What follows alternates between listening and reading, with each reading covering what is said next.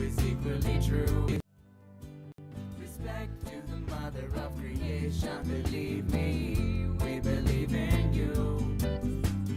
Long been forgotten by the rest of the world. They've been deceiving and hiding the truth. Respect to the father of all nations. Believe me, who is equally true. And send my love to the children of light to receive me. I sing this song for you. Oh, our fountain of power, pouring forth living waters, a flood of love, yeah, and all-embracing wisdom, just like the splendor of eternal light. Oh, our splendor of eternal light. I have reached thee. Hello, beautiful people. That was Brother Shimshai with Yeshu Maria. You can hear pretty much all of the songs that I play on here on YouTube or Spotify, other platforms. You can hear the whole song. And they're also on the Essene.org album, or .org website. They have all of the albums there on there. So God and Goddess, thank you so much for this beautiful Sabbath day and for all the blessings that you continue to give to us. Thank you so much for the seeds that are coming to fruition, coming to fruit. All of the things that we have been trying to plant here, especially in Mount Shasta, thank you for overseeing their growth and adding to it and bringing the right people along to help empower and enliven and really move forward all of the things that we're trying to do here. So thank you so much for that. Thank you for the ability to connect with people all over the world, to use this technology for good and to help awaken people, even though the powers that be have intentions of darkness. Help us to transform those and bring the light like we are meant to. Thank you for the nod of wisdom to love and for the salvation and forgiveness and love that you give to us despite our shortcomings. Thank you for helping us make less mistakes as we climb the golden ladder, especially through Essene yoga and spending time in the scriptures. Help us all have a great day. In the name of Elohim I pray, amen. Today on the Essene calendar,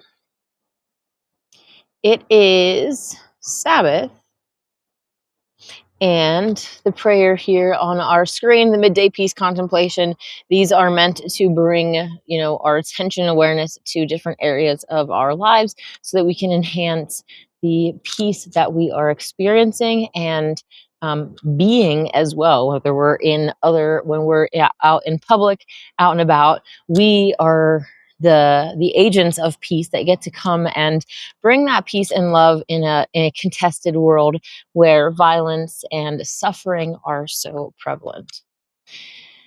All right. Our God and Goddess, immanent and transcendent, send to all your angel of peace. To your spiritual kingdom, send the angel of eternal light. These are all angels that we connect with in our morning and evening communions. They are part of the Essene tree of life. There's 7 branches and 7 roots. And throughout the week, we commune with the morning and the evening, or in the morning and the evening of those forces to try to enrich our lives in those areas, and also the sounds of power and the sounds of ecstasy that we are given as initiates of this path. Particularly if you buy the Sadhana book by Day, he has them listed out in there, and he performs like an initiation through text. You read it and he says, that he has the power to initiate you and allow you to use the branches and roots of they will your chakra system so that, so that they're functioning properly, but also so that the Nahara, the river of light that is coming into all of us from above, can flow freely through us, and it will help us essentially act properly in all of the different manners. So, including having. Hey, Alan, how's it going? Alan says, beautiful song to dance to. I agree. I was actually intending to play a different song, but I kind of accidentally played that song, but then it reminded me of the fact that we played that song. It was one of the last songs that we played at our Essene gathering. So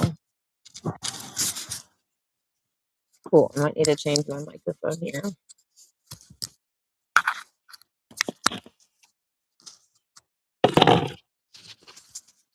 Cool. Hello, can you hear me now?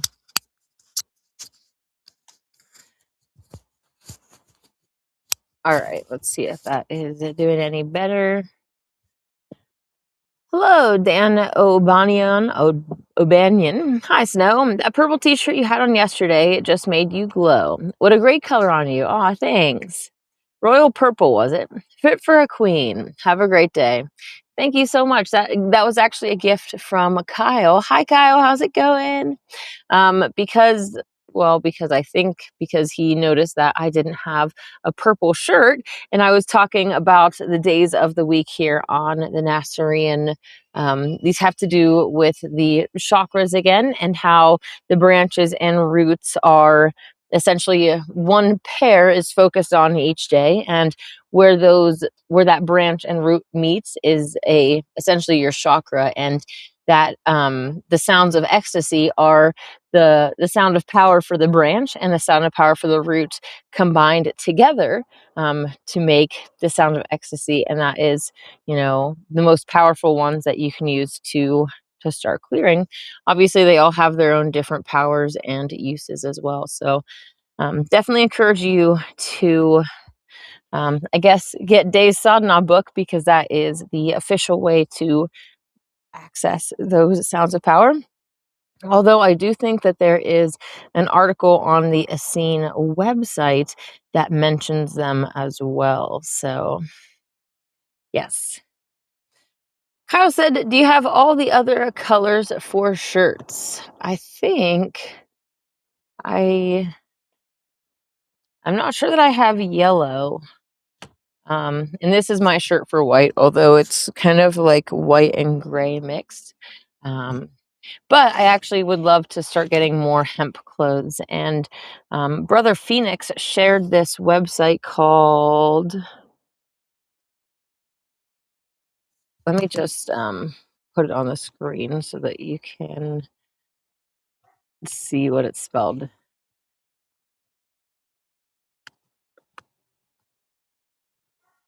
.com. Hemp clothes. Okay.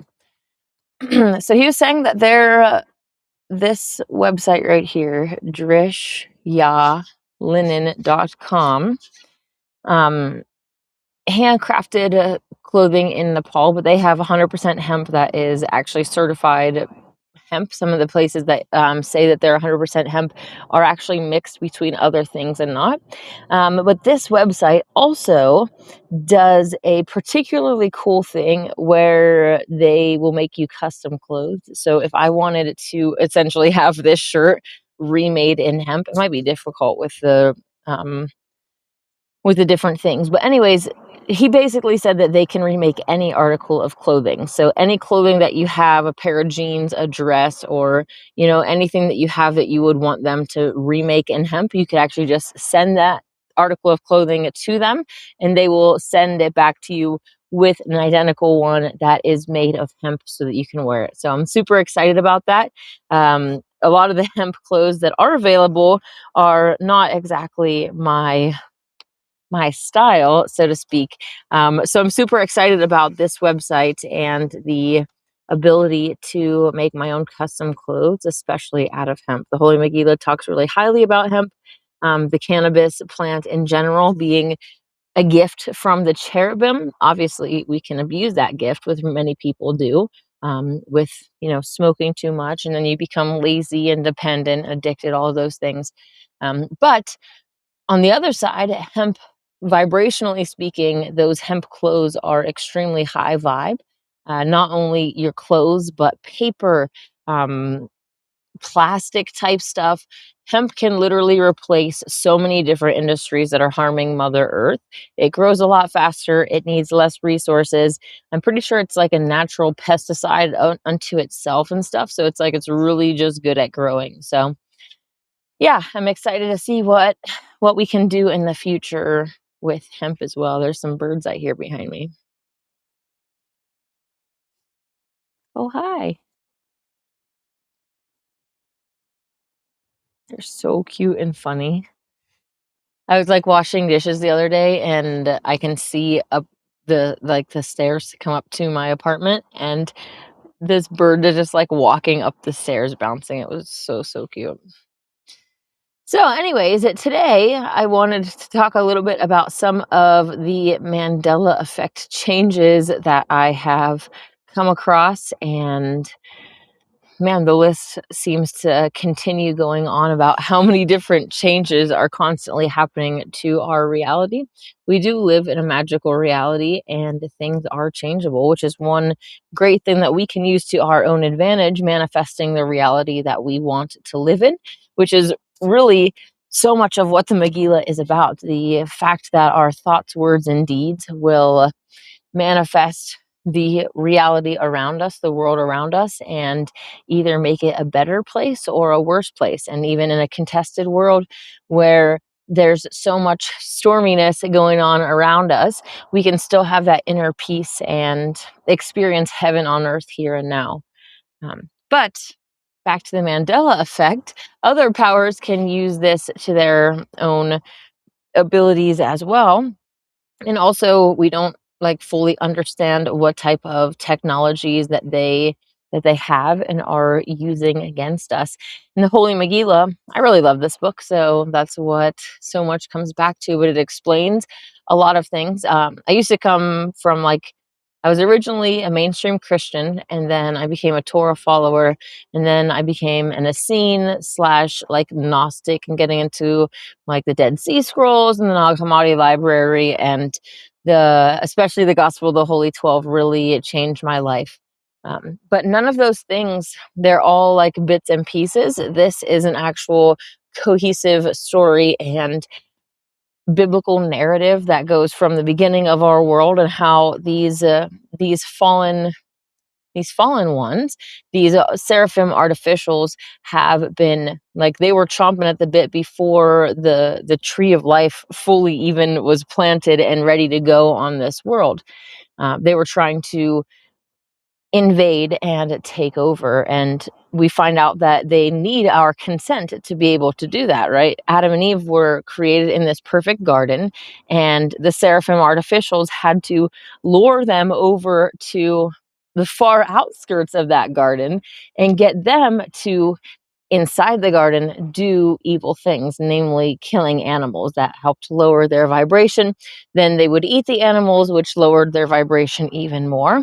And it's really interesting because they were these very light bodies. And a lot of people will be like, oh, eating meat made us more dense. Yes, it did make your brain more dense, but that's not actually a good thing. It's kind of funny because I hear a birdie back there. It's kind of funny because when you're like, sometimes when people would refer to someone being stupid, they would call them dense. Um, but my point being that Adam and Eve were these very light bodies, and by doing those evil things, they became more heavy.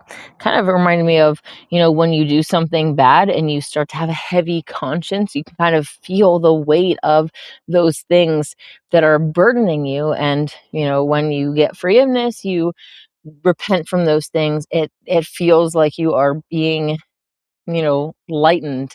So it's kind of the same way, but vibrationally speaking, we went from this Edenic paradise where there was no fear, there was no suffering, everything, male and female danced as equals. We got to play with the lion. Well, according to the Megillah, the lions might not have been necessarily in that Edenic paradise, but because they kind of allude to the idea of, fangs and claws being more of this fallen world type vibration. But that, I'm not saying that actually says that it says there was no lions in Eden. I'm just saying that I have speculated since reading that, like, oh, maybe there weren't, because they are, again, Miriam basically said that souls are attracted to the body types that they can do their will in. So if in the case of a spider that wants to, creep around and eat bugs, that was what that soul essentially wanted to do. So, hi, cutie. Oh yeah, got some of this. I think it's called Squirrel Gourmet Mix, and it's like um, pumpkin seeds, sunflower seeds, cracked corn, um, some other different things. But yeah, there's some around the railing and around here that this birdie is going off of. Oh no! Hopefully I'm not frozen. Okay, cool. Kyle says it appears that some of that website's images are not working.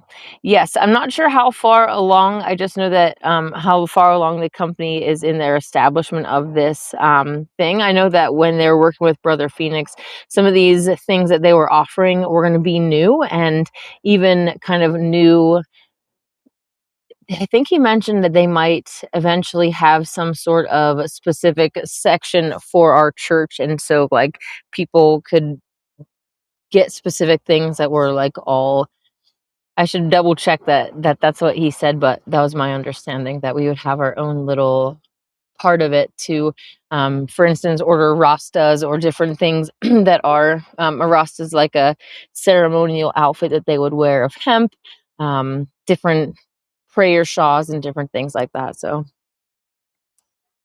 Hazy Proxy, how's it going? So anyways, back to what I guess I was saying is that I have been down the rabbit hole of all of those Gnostic texts and different belief systems, and they just don't have the complete, from the beginning to an understanding even of the fact that Yahshua and Miriam were both the only begotten son and daughter. They were equal. God and, Yah being manifested as male and female, and then that was God and Goddess transcendent, and then those two inside of the mother ovum manifested their own, God over here manifested a son, and Goddess over here manifested a daughter, and that was Jade and Jana, who come as Miriam and Yahshua, and their ministry is a co-ministry together. They come together and they preach together and set up, whatever it is, that their missions are co-missions. So then it also talks about why Yahshua essentially allowed himself to be crucified and chose to fulfill certain Aaronite prophecies in order to, like, the whole mission in this case was to uplift this specific religion that had become worldwide and essentially, the most popular blood cult religion. It was based on animal sacrifice and then later human sacrifice, right? Yahshua was the human sacrifice that everyone's supposed to be focused on, that everyone's supposed to be symbolically being covered in his blood and all of that. In the Holy Megillah, Yahshua chose again to uplift that religion, to try to fulfill those prophecies in order to be done with the past and raise the religion to more of a focus on universal love, which is ultimately what it's about. A lot of times our belief systems just get in the way of that, and they cause division and separation, and the ultimate wisdom is to give the nod to love. And so just getting rid of other beliefs that are getting in the way of that is a really good step in the right direction. But it talks about, again, how he died, and green wizards actually kept his body alive, and the purpose of him going away for a few days was actually to go to essentially this kind of waiting room type. Maybe you might associate it as Abraham's bosom, or just like a holding area for souls that had passed on. And this holding area had been infested with parasitic entities, demonic entities that were doing whatever they were doing in that realm. It also says that Miriam, when she was born, she helped clear out the waiting room that was at the beginning. So it describes a waiting room before you come in, and then a waiting room, kind of not really a waiting room, but just like I guess a waiting room would be kind of appropriate time, where you either are preparing for your incarnation, or you're maybe thinking over what you went through and kind of processing all of those things and understanding those life lessons and all of the different, just kind of, remembering who you are on that edge. So I definitely love the full story here, and I do want to talk about this in a little bit, specifically regarding to an interesting prophecy in this that is related to part of a show that I just watched. So I wanted to show you a little clip of that. But first, I wanted to talk a little bit about the Mandela effect, because that's what this whole 20-minute intro has been, getting ready to talk about the Mandela effect and how these changes can occur. And again, there are many more, but these are just some of the recent ones that came across. And the first is that they are now saying our kidneys are basically kind of up in our ribs rather than the lower back, which it is kind of a similar area, but I don't ever remember them being all the way up into your diaphragm and your actual rib area. People would talk about, being worried about getting punched in the lower back, or that lower back pain, that is related to your kidneys. A few years back, I actually noticed them starting to make changes on the skeletal system and just different things, especially as a transvestigator, someone who is trying to look at different diagrams of the human skeleton and see the differences between male and female, the different sizes of their bones, different proportions and stuff, especially with the flaring iliac crest, which is this like kind of ridge part of your pelvis area. In girls it flares out, in boys it does not. So I've noticed some different changes with that. We'll see how that progresses. And like some of the diaphragms, it looks like people's lungs are just really, really tiny. But another kind of random one here is this Born in the USA Bruce Springsteen album. I'm pretty sure that used to be a bandana, and now it is a red hat. Do you guys remember a bandana or a hat? It's kind of weird, because how would that hat even be like held into his back unless you grab the bill and kind of smush it and put it into your pocket? It's kind of weird. Another musical one I just noticed was Three Little Birds by Bob Marley. It says, "Three little birds pitch by my doorstep." I 100% remember it saying, "Three little birds perched by my doorstep, singing sweet songs and melodies pure and true, singing, this is my message to you," right? Do any of you remember pitch? Three little birds pitch by my doorstep. Are they pitching a tent? Is it their pitch of the melody that they're playing? Because I distinctly remember this not ever saying pitch like that. It was always perched. This one was kind of interesting. Well, actually, I'll do this pop culture, another little media thing. Curious George. Curious George no longer has a tail on his body, which is pretty fascinating. I remember him having a tail.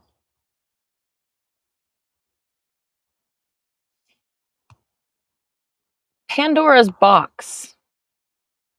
This is probably one of, like, a lot of people recognize this picture, and now they're trying to say that Pandora's box was actually a jar. Let me see if I can read this. Yeah, the word it translated as box was actually a large jar. They were used for storage of wine, oil, grain, or other provisions. It's kind of funny if you see that picture all the way at the top as well. Like am I pointing the wrong way? My computer's freezing, so hopefully I'm good. And that top picture, it's funny because within the past few years of being in Mount Shasta, I researched Pandora's box, and never did it ever come up that it was actually supposed to be a jar. And see these pictures of her with a jar instead of a box. Pandora's jar. Did you open it up? One of the reasons that I thought it was fascinating is because it was a setup. Like, they knew that she was extremely curious, and so therefore she was given this box, and as a setup basically, and then now all of a sudden you can demonize her for unleashing all of these evil things and make it her fault. Just reminds me so much of, like, the Adam and Eve story, where in the mainstream Bible, where she's blamed for the sins of the world because she ate the apple. Even in like some of the Gnostic texts talking about Sophia, and how basically Sophia created by herself, and that's what created Yaldabaoth, and he is the one, that the demiurge that said ignorantly, there is no other god besides me, and created this false matrix for us to all be trapped inside of, right? And again, it's demonizing the feminine divine, because she's the one that did it. She's the one that created by herself. Naughty, naughty, don't do that. Which is, just weird in multiple different ways, because obviously females can create by themselves. We're not creating children in that manner, but any soul, male or female, can create what they want and has the ability to create. But especially when it comes to children, there's a reason that it is a male and a female coming together to create that child, not just one or the other, realistically, because that's what the image of the divine Trinity above, and that's kind of just the best way for families to be. Yah contemplated for fathomless duration on how best to create, or how best creation should be, and came up with the idea of family: father, mother, and child. So obviously you can add more children to that too, but the fact remains. Anyways, Pandora's box. The last Mandela effect thing that I wanted to talk about was kind of an interesting one from the mainstream Bible. This verse in Exodus 34:14 now says, "For thou shalt worship no other God, for the Lord, whose name is jealous, is a jealous God." Jealous God. Let me look up this specific verse really quick.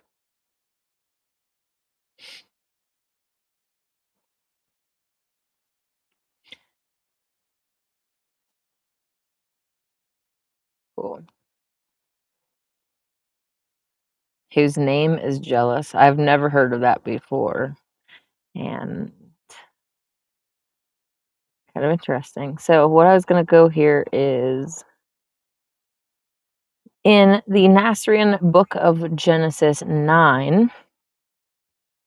This is right after Adam and Eve had already been instructed to start killing animals, and then the devil commanded Adam to rape Eve, and then stole that baby, the embryo, from her womb, Cain, and raised him as his own. So Cain was literally raised by the devil, and it's not even good to think about how far back, some of these rituals that the serpent brotherhood, they do today, that we know that they're doing to children, even the generational inversion and perversion, all of those type things. Like, who knows how far back that has actually gone, especially with Cain.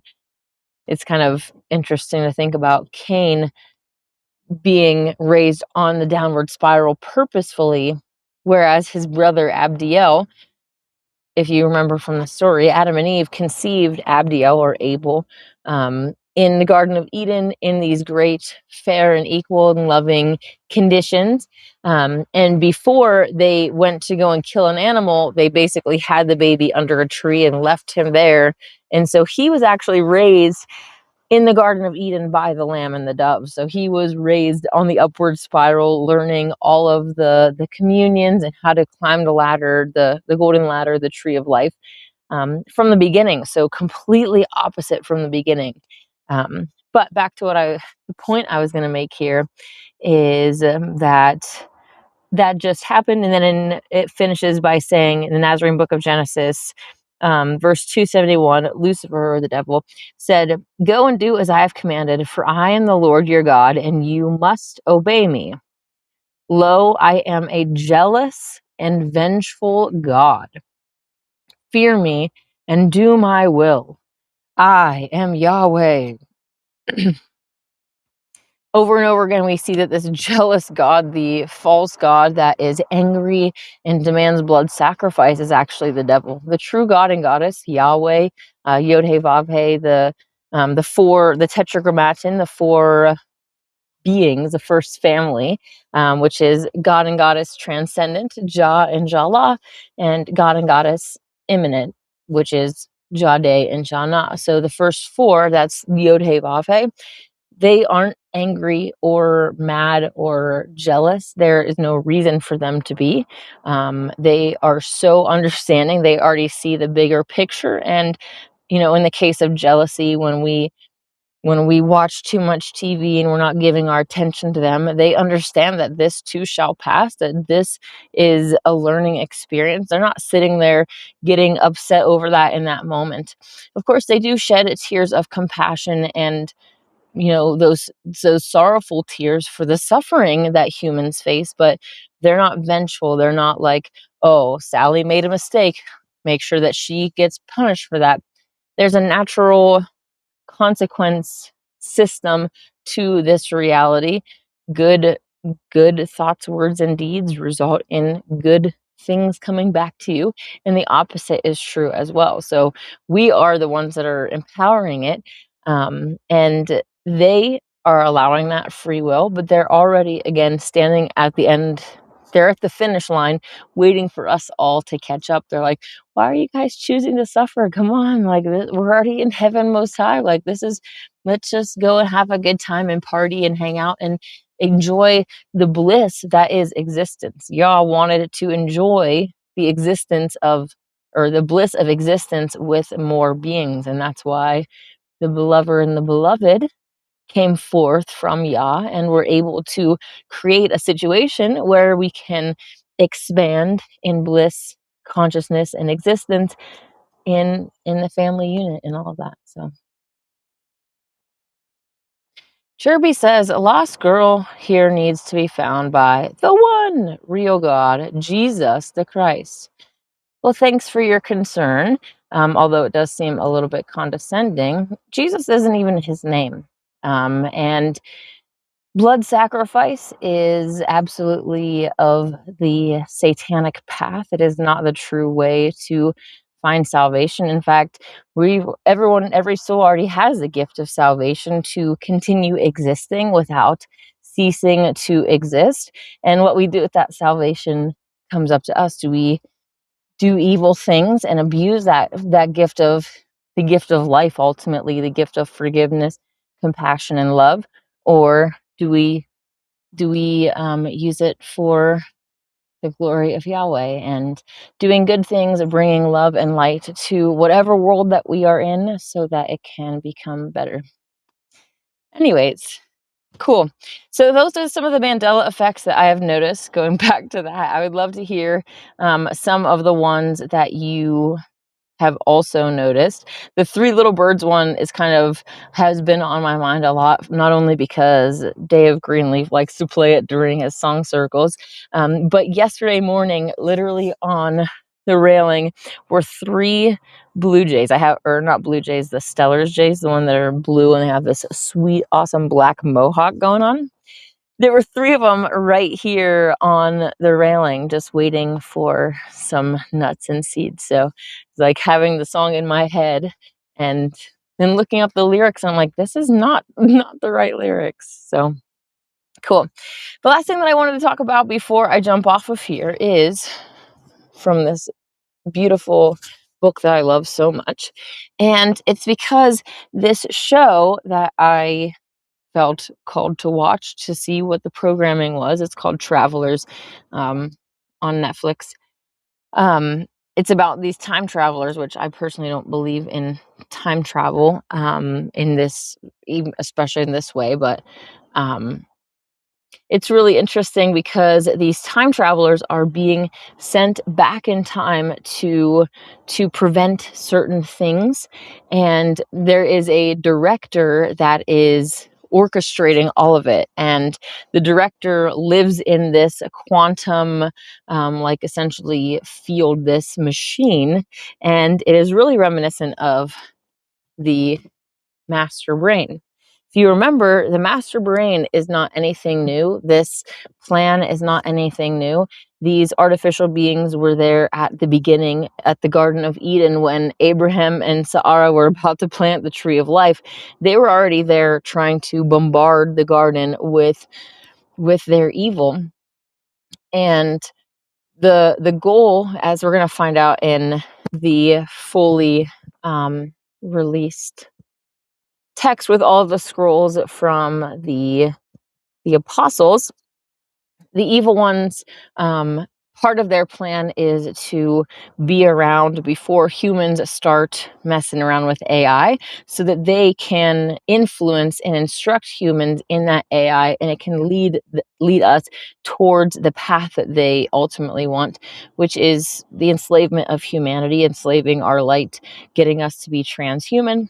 So that's really cool too, to know that, that this talks about the transhuman aspect, and that essentially the master brain already exists within the mother ovum, and every new world, basically they're just trying to connect that master brain and reseed it on this world. So yeah, it has its tentacles in many worlds. But before I show you the clip that I was talking about, just let me read to you the relevant part here from the book of Enoch, the Holy Megillah, the Nazarene Bible, the Essene Way, translated by Dave Greenleaf and available at Essene.org.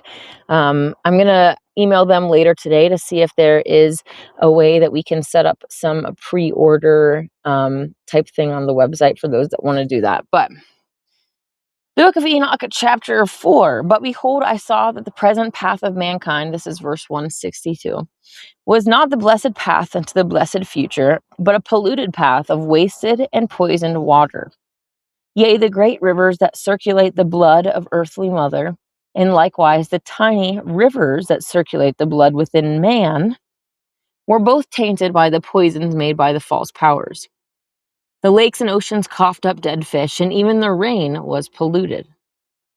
The poor drank filthy water, and the rich paid high prices for the little remaining pure water.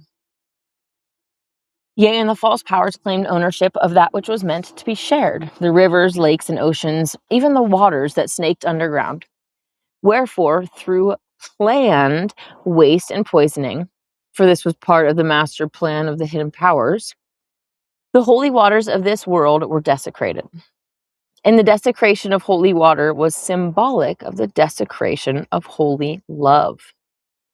For I was shown a vision of the future to which this present path will lead, and lo, that future was heartless. Behold, the human being, created in the image and likeness of Elohim, is of both head and heart. And every decision must be made with both head and heart. But lo, the false powers that serve the hidden powers that serve Lucifer made not only false sons, but also false brains. Yea, and in the hellish future of the present path, mankind came to make decisions by the false brain. This is kind of the part that the video clip is going to pertain to.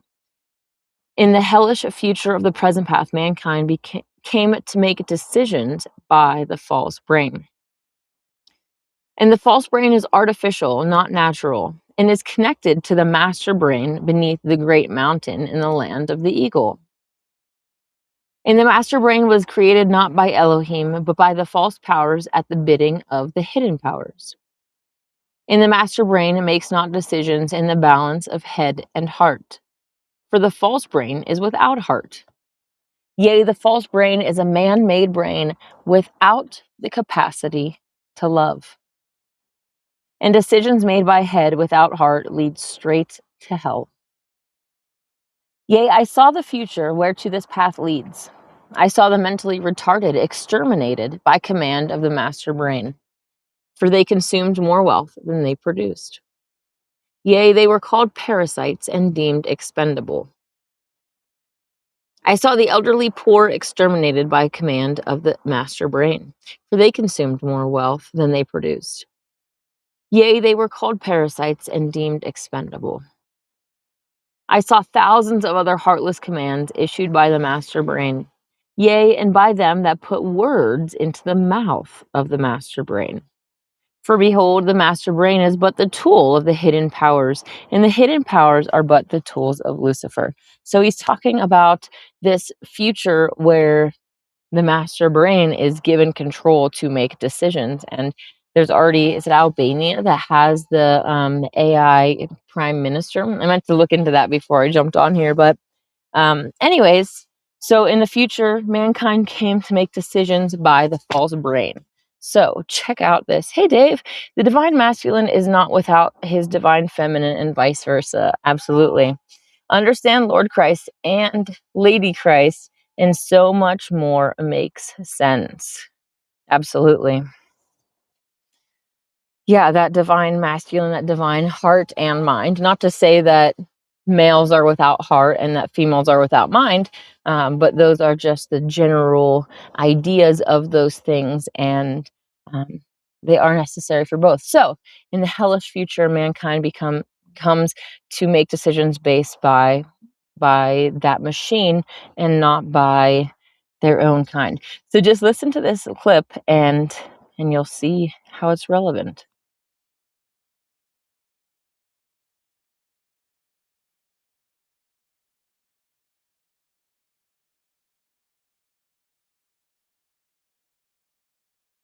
You left wasn't divided into two camps? One loyal to the director and the other believing that decisions should be made by people, not a machine? No. And that kind of division is what got us into trouble in the first place. The world we left was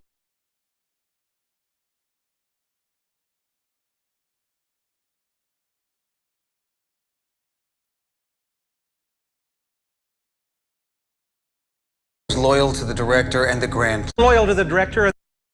This has been a greater agent of change in the future than we thought. I'm just trying to get my head around this. Yeah, you too? So you're telling me the future you left wasn't divided into two camps? One loyal to the director and the other believing that decisions should be made by people, not a machine? No. And that kind of division is what got us into trouble in the first place. The world we left was loyal to the director and the grand plan. It looks like all the grand plan has done so far is screw things up worse than before. How do we know they're not right? What? Don't be ridiculous. Humans make decisions based on greed and desire, hate. It's been proven. She's right. The director saved us from the brink of extinction and created the grand plan. We have to trust that. Is that what you believe? Of course. All of you? I wish I could. But then again, the director didn't send any of you back into the body of a young man addicted to heroin. Listen, we cannot second.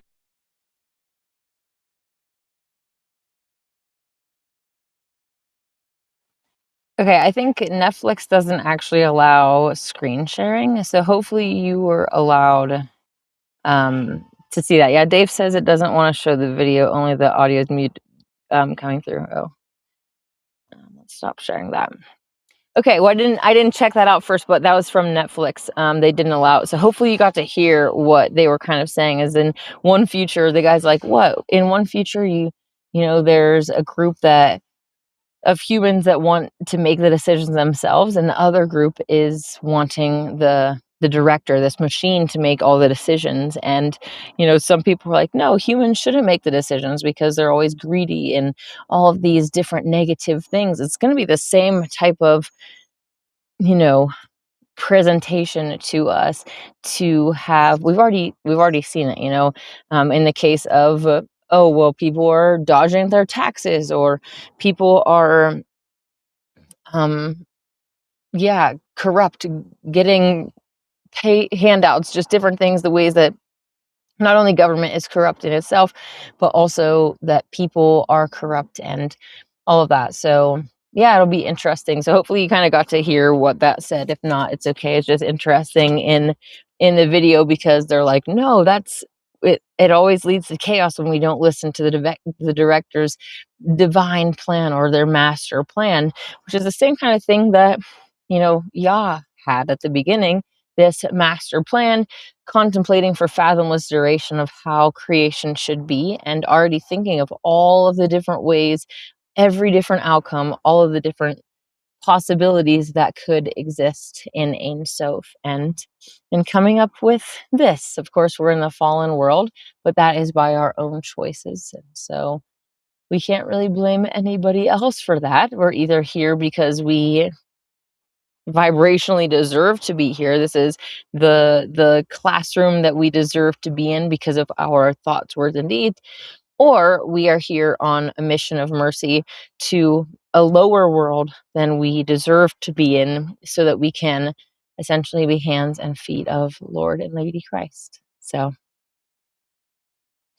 Dave says, yeah, they try to enforce that we need the master brain.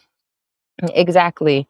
The master brain can make sure that all of the resources are given to everyone. But as we see in the Megillah, the master brain is the one that's going to deem grandma expendable because her job doesn't pay more than her medicine and all of her bills and things require.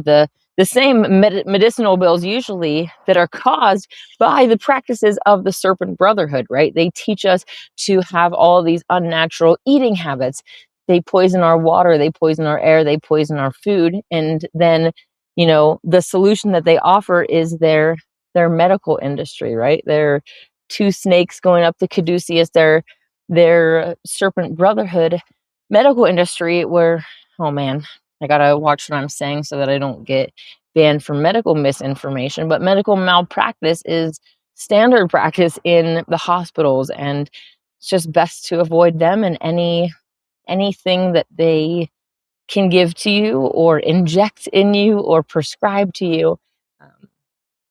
But yeah, they create the problem and then give us this solution that basically keeps you in this state of disease, but only manageable, right? Your body is still decaying and those problems still exist. You just now are taking a ton of aspirin, or like you're just taking a bunch of medications that cover those symptoms. So as your body is decaying, you don't feel as bad. Instead of feeling bad and then doing something to change it so that you could stop the decaying process and the suffering and the aging. Obviously, we can't stop all of that, but the things that we do, it's really important. A really big part of that aging process is the foods that we eat, the time that we spend out in the sun. The sun is really great for us. It's healing. It's beneficial for every one of the bodies that makes us human. So not just your physical, but your mental, your emotional, and your soul. So all of those things are enhanced by the sun and by the Essene practices of the communions, those morning and evening prayers that we do to commune, to come into better union with those branches and root forces, will help to enliven us and bring more Kai or life force energy into us. And especially don't forget acts of kindness, doing kind and loving gestures for people, especially when they're not, expected, or those kinds of things will help to enliven us as well, which is really, really cool. It's a good practice. If you're not feeling good or anything, even just laying in bed and saying prayers for other people can help bring healing to you by bringing healing to others. Same kind of, what you put out will come back to you.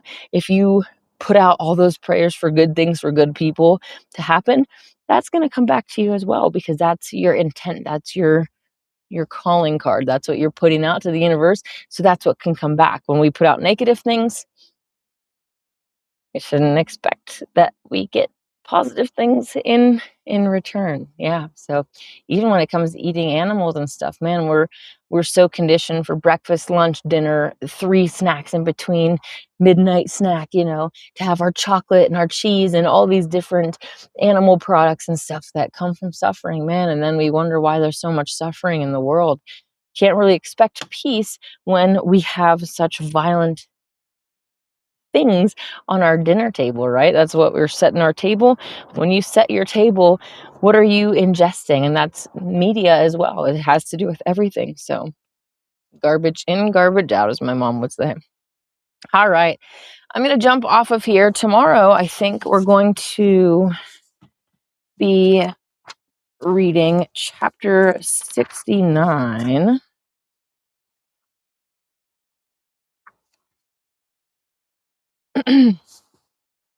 Nebiah tells Joshua about a Nazarene settlement that has announced that John the Baptizer is the Messiah.